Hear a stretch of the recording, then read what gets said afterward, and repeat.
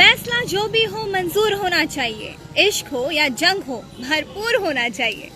नमस्कार, प्रणाम। मैं हूँ काजल राघवानी और मेरी एक बहुत ही प्यारी फिल्म, बहुत ही रोमांटिक, रोमांस से भरी फिल्म जिसका नाम है इश्क, उसका ऑफिशियल ट्रेलर रिलीज होने जा रहा है 24 मार्च को, यानी कि कल।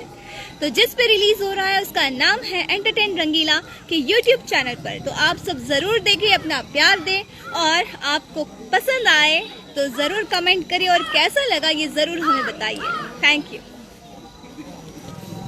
फैसला जो भी हो मंजूर होना चाहिए, इश्क हो या जंग हो भरपूर होना चाहिए।